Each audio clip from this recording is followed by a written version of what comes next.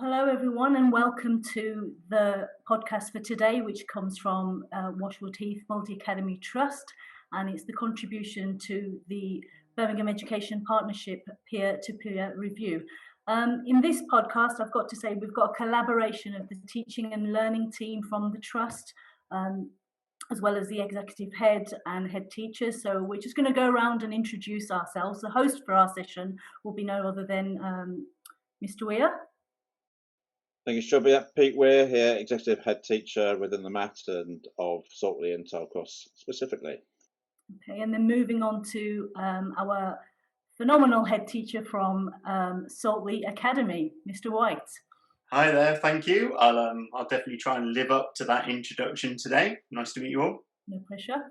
And then moving on to our teaching and learning leads from the secondary teaching and learning team. So if I can go over to Miss Parker, Laura Parker at Washwood Heath Academy. Hi everyone, looking forward to what should be a really good discussion this morning. Okay, over to Saltley, Mr. Cassidy, George Cassidy. Hello everybody, looking forward to this podcast as well. It should be a really good one as well. And last but by no means least, we go over to Tilecross where we've got Sam Bibb. Hi everybody, really looking forward to talking about the things we're doing. Should be a great podcast. Okay, well, without me further ado, I'm going to hand you over to our executive head teacher, Mr. Weir, who'll be hosting this podcast. Thank you, Shilpa, and thank you everybody for taking part, and welcome to everybody listening. We've tried to gear our discussion to the expressions of interest given by our colleagues in the maths with whom we're taking part with the peer-to-peer review. And one of the issues raised was really about how we helped our staff to get used to using the technology to make sure that all the students had equal access no matter who their teacher was at any one time. So I'd just like to put that question out to colleagues, and maybe Pete White, sort of, you could start us off with some thoughts about how we helped all staff get up to speed with this. So we were doing a lot of training to begin with based on the first lockdown. In the first lockdown, we didn't have full MS Teams for everybody. So actually the introduction of that after the first lockdown leading into this one formed an awful lot of our twilight TEDs and work in that area. However, we were really fortuitous in an unfortuitous circumstance. We had a situation where we had to close the school for 3 days except to vulnerable students. And what we did is we sort of put all of our teachers together into some socially distanced hubs, and we put leaders in there, and we taught all of our lessons for 3 days remotely, and that process was incredibly beneficial to help us iron out all of the problems, to use those that were really good with teams, to upskill others, to put ad hoc on the fly training sessions together, and to iron out all of those issues that come to light when using teams, such as chats, posts and files and all of those things that we were completely unaware of at the time. So that really helped us kickstart things. So when we moved into this second lockdown, we were definitely in a really good position to just hit the ground running with live lessons for all. So would you say that obviously that was a very particular circumstance you had, but the general principle of making sure you use your colleagues who are skilled at using Teams to coach and support colleagues who perhaps are less confident would be a key model moving forward? Absolutely. It's amazing how much you can learn just by doing and just by experimenting within Teams. And it's amazing also how quickly then, through just a quick group meeting, that information can be shared and disseminated to others. That was my next question, was what sort of timescale did that take, did it seem to take before colleagues were able to fly on their own, so to speak?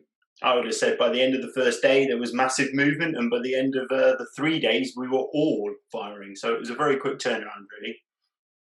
So, Laura, maybe I could come to you in terms of at Washwood Heath, any additional ideas and thoughts that you have on helping staff to get up to speed with the technology? Yeah, sure. I mean, to some extent, it's very similar to what Pete was just talking about. During the first lockdown, we had some small groups, and particularly the A-level classes, that started trialling teaching using Teams. So we had a small number of staff that were kind of up to speed with it, if you like, before we came back in the autumn term. And we then made sure that when we had our training days in autumn, we kind of launched this idea of teaching via Teams.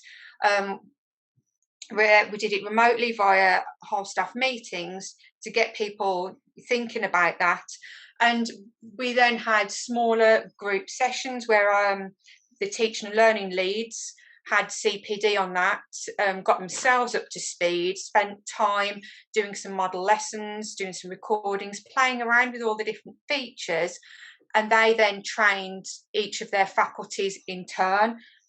So that worked really well, and like Pete just said previously, people very quickly got up to speed with it and found that it was quite intuitive, really.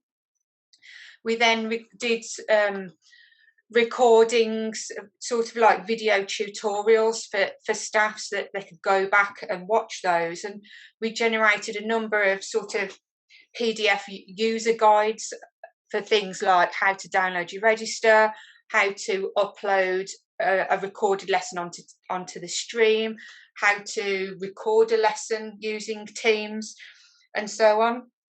So yeah, that's pretty much how we did it. So that then we started off with getting experts within each area, and then they then trained the rest of the faculties, so that when we were having bubble closures throughout the autumn term, people then were getting used to it really, really quickly, because it was becoming their regular practice for while those bubbles were closed. So then when it came to this lockdown, everyone was already up to speed, really kind of au fait with it, if you like.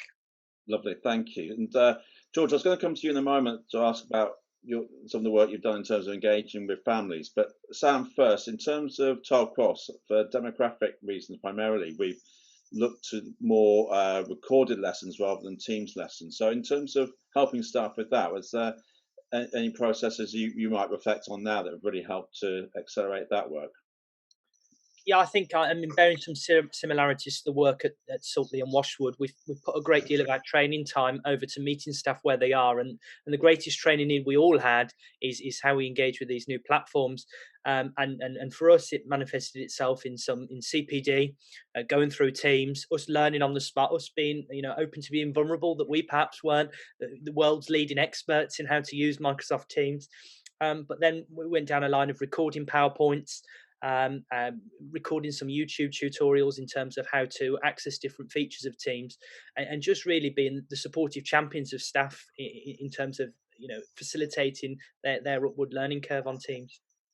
Great, thanks. And George, you've done some work also to reach out to families and parents in terms of their understanding of Teams, and maybe if you could just give us a brief overview of that, and then how you've used different platforms through Teams to engage learners.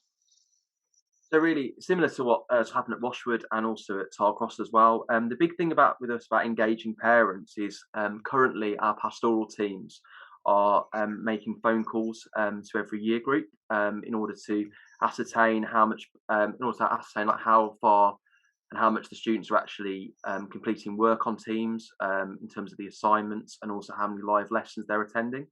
The other important thing as well, which is also happening, is that through the Insights app that we are using through Teams, and we are then sharing that data with parents and also with students as well via assemblies and through our conversations with them, so that students know and their parents know, obviously, how the percentage of assignments they're completing, how many live lessons they're attending.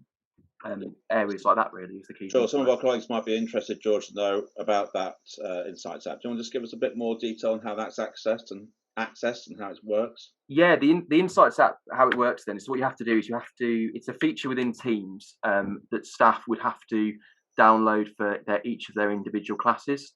So they can do that by accessing any class via the Teams feature on the left-hand side toolbar, and they just have to add the Insights app to their classes Teams page, and that will then automatically give them data on digital engagement in terms of how many students are actually attending live lessons, how many of them are actually downloading files when, how many are communicating with them through the post section, and then also things like on assignment engagement as well, like how many assignments they're completing and how many are they not completing as well. But the key thing with that is, which I think if we are to share that idea out, the key thing is it's really important that staff are scheduling the lessons correctly via the channel that enable us to transfer the data from one side to the other for it to work.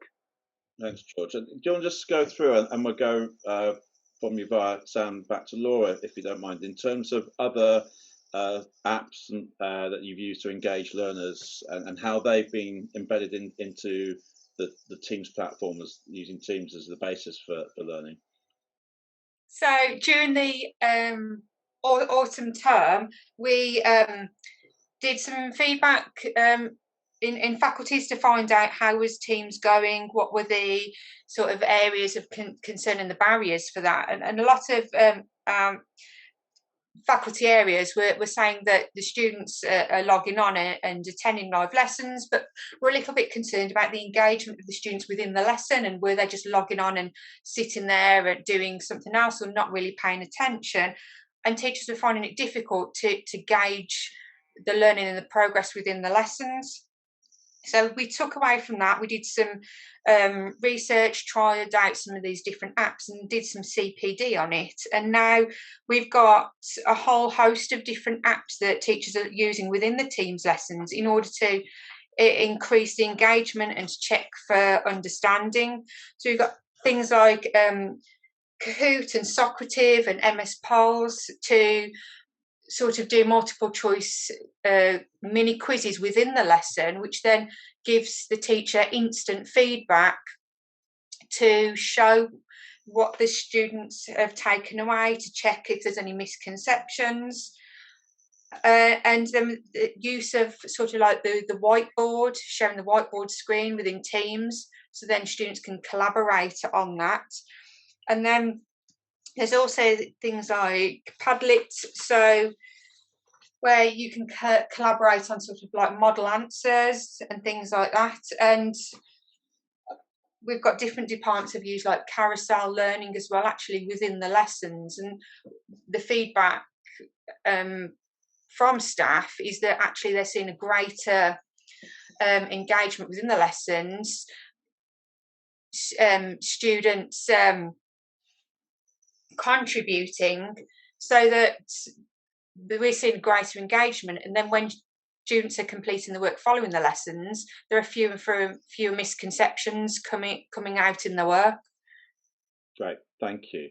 Sam, do you want to talk about any other apps as well as the podcasts that you've used at Tile Cross? Yeah, I mean, largely for us, we've kind of adopted a synchronous approach. So everything that we do is recorded, and that reflects the demographic of the children we work with and their particular needs. I mean, a big piece of work that we've actually done is drawing together recently all that we know about engagement and bringing it together with all the other variables we know about students in order to get some kind of indication as to whether their students are accessing our content. And I know that really over the past few weeks, that's been a big body of work, drawing together all the data we've got in order that pastoral managers can have those conversations and they're able to be guided by what we know about the students. And really for us in the initial stages, it's been about familiarising, children who've got a device for the first time in their household ever with our systems and bringing staff on board with that. We've also just started a virtual learning walk cycle. Now in itself, we've just completed that one. Sometimes it sounds quite scary. People are going out doing, learning walks in the middle of a pandemic. But actually, I think that's the real opposite of what the intention was and what the reality is. That for us, we needed to, meet staff where they are, know where staff are. And for us, that's been about getting out there and seeing what's happening, seeing what the training need for staff is, and working out where we can, signpost good practice that needs to be shared and disseminated more widely, and where we might be able to pair people up in order to get that greater support. And for us, it's been a real nurturing culture that it's been based on growing and developing our colleagues. And for us, it's been really successful. And, we came up with some really good results that we've shared with middle leaders just at the end of last week, that we think we're at a really good positive stage where most colleagues are comfortable with uploading lessons. And they're comfortable with the approach and recording those podcasts. And that means now that we can start to look at what our next steps are and what we want colleagues to focus on developing next in terms of that asynchronous approach to remote learning. And then we'll get back out there again, see what's happening again, come back and look, what can we share, what needs championing, and what's the training need. So I think some really great things happening in that context that are really low threat. Thanks, Sam. And Laura, George, I'm going to come to you in a moment about the YouTube videos, and then maybe move our discussion on to enrichment that our colleagues have expressed interest in. Laura, do you just come back on how you've monitored the quality at Washwood of the remote learning? Yeah, so slightly similar to what Sam was talking about at Tile Cross regarding the uploading lessons. We're trying to obviously keep it very low threat, but we want to check that we've got the quality there, that the students are still receiving quality experiences and the quality education. So we do upload of all of our lessons onto streams, and we're trying to encourage, like when we were in the school building, we were trying to have that nurturing culture where we had an open door and people were comfortable dropping in and etc. We've started that, and we have got a faculty meeting this afternoon as well, where staff are sharing recordings of their own lessons within their faculty teams, so that then they're learning from each other. But we are using our leads for teaching and learning to share examples of good practice, but then we're sharing with one another as well to try and nurture, so that everyone is raising their confidences as well.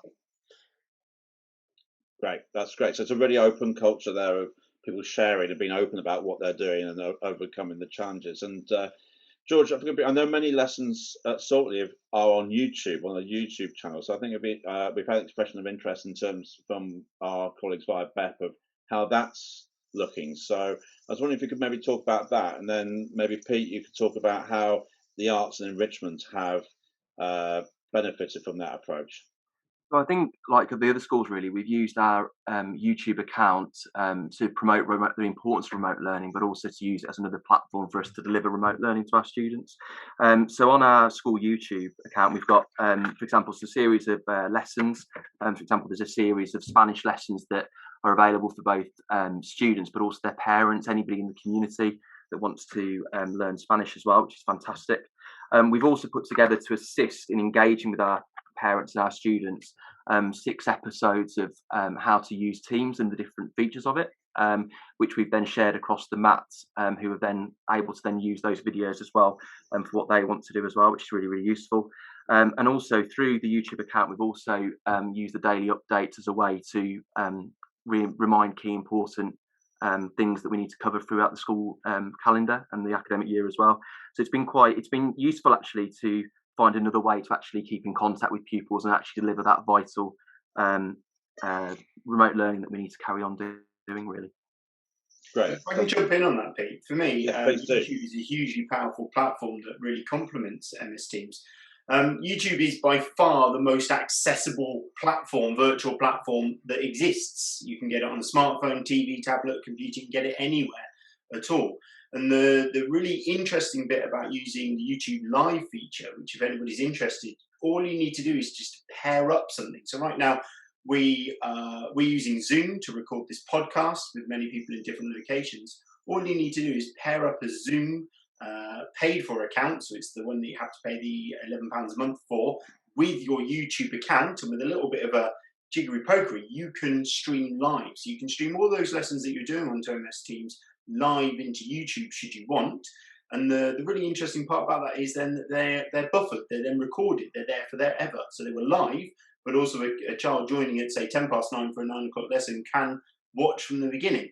The obvious big downside is there's no feedback, there's no two-way street with YouTube. But the evidence that we have about the sort of the breadth of the audience that we can reach with YouTube is really impressive compared to a live lesson that may have some extra elements that we really enjoy, but is also gone in the blink of an eye. Once that live lesson is finished, it is no longer accessible.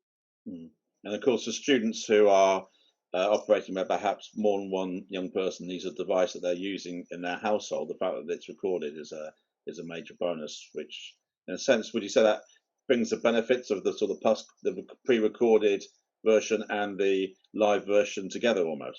I think you're right. In fact, on our YouTube channel, you'll find a podcast on exactly that topic. really trying to just weigh up the positives and the negatives of both methods. And I think ultimately we all decided that there isn't a right or wrong. It's about striking that balance that meets your school needs and meets the needs of the community as well, isn't it? As I know across our map, we have examples where some colleges are using the pre-recorded and then backing it up with live interactions with smaller groups of students to monitor learning and, again, particularly overcome any issues of a lack of access to devices by interacting at another time with a smaller group to see how that learning has gone. Can I just come in there with the live lessons and obviously the recorded lessons and the daily updates, as we've been talking about, alongside the teaching and learning aspect, that sense of belonging the students get and having that connection with the school, I think something is, a piece of work that I don't think we can put any sort of price on. It's priceless, isn't it? I mean, I don't know if George or Pete want to come in on there to just have a mention of the impact of that on our students at the moment, creating that sense of belonging through daily updates and those lessons as well. Well, I suppose I'll jump in there, Shilpa. The daily updates are just, for us, they are like about a 2 to 3 minute assembly, like a mini assembly, but they're every single day. On the front cover, we're trying to take a picture of something in school that helps with that connection. So when it was snowing, clearly it was all snowing. We're trying to keep it live and up to date and real about what's happening. So although those students can't come into school, they've still got something to hold on to, a sense of connection and understanding that the school's carrying on even though they're having to work remotely. And obviously by doing that, we're able to respond to current events. George did an excellent one about the Holocaust Memorial Day last week, which was really interesting.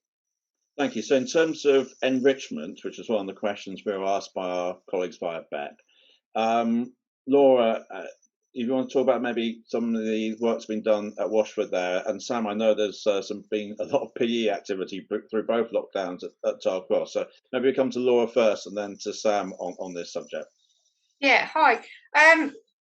It's really good question, because we really want to make sure that we're still, during this period of lockdown, offering a really broad and balanced and rich curriculum for the students. And when we were planning our timetables for the event of a lockdown, obviously it was really difficult to fit every subject in when we were trying to bear in mind and consider the device poverty and have a maximum of 2 or 3 live lessons at any one time. So what we did, we organised our lockdown timetables, our remote learning timetables, so that at the end of every day, there was a 30-minute enrichment slot every single day. And that's where art, music, PE, technology would still have a session to deliver to all year groups, so that everyone gets that experience. And our music team are really great. They went away and researched how they could do that. And they've actually purchased a cloud-based software so that students can still compose and create music at home, and they can and revise the music theory and have some notation software. And our art department they've come into school and collected their visualizers. So at home, they're recording themselves using the visualizers, doing mini tutorials and modeling the different techniques, sort of like the tone and the color and how to perfect drawing an eye, etc. So that students still have got access to all of these opportunities. And the students are uploading work, and we're sharing that on our Twitter feed and via Share My Homework, so that we're celebrating all this creative work that the students are doing while they're at home remote learning. Some great examples there. Thank you very much indeed. And Sam, I know PE, you've been doing some things at Tile Cross which have throughout the lockdown. Yeah, so throughout both lockdowns, our PE faculty have been fantastic. They've recorded challenges, and they've been recorded, I think, through, again, a YouTube format, so that our students can access them when they're ready and when they're able to. And I think it's a common theme that's come through from a couple of speakers here, that, for our demographic and our cohort, it's about meeting them where they are. And for them, it's that we want to build that sense of belonging, but we want to do that in a format that they can access. And I think it's worked really well for having that connection to school, that the PE faculty has encouraged the students then to, send back their own videos. What are you doing at home? And it's just that, again, it's that tap in that, school is still here, you're part of our community, and we want you to be part of it. And I think that that's something we're trying to do across the board. We're constantly trying to think, what can we do? What can we do next? Can we add on so that our students feel like they're part of our building still? Pete, I know that you have been joining with some students in reading, and that we were asked about that. Yeah, thanks, Pete. So we bought in at the start of the year to an online library called Sora. It wasn't very expensive for the amount of books that you get access to. And in school, we used to have a book club, like many schools do, that follow on at the end of registration time in the morning. So in the absence of that, we promoted the online library, and we promoted a book club where students would actually work in a traditional book club sense, where they'd read chapters on their own and then come together to discuss the character, the plot, or what happened in that chapter, and come together. And we, it's not huge numbers, but we've got groups of about 30, and that's really pleasing to have that many children accessing an online library and reading for pleasure. That's great. Well, thank you all very much indeed for those contributions, and I hope that they have given our colleagues we're working with via BEP some pointers to what we've done, but perhaps we can explore a bit more. But in terms of the going back to what we're saying about enrichment, we are out of time now. So I believe you've got a very good example of the kind of things we've been talking about, just to end our podcast with. Yeah, absolutely. So to play us out with and to see the end of this podcast, I've got an example piece of a Year 7 music student who is using a GarageBand cloud-based GarageBand piece of software, who composed this track. It's yet to have a name, but when it hits the charts, maybe we'll get one to play us out. Excellent. Thank you, and thank you all very much for listening and for taking part.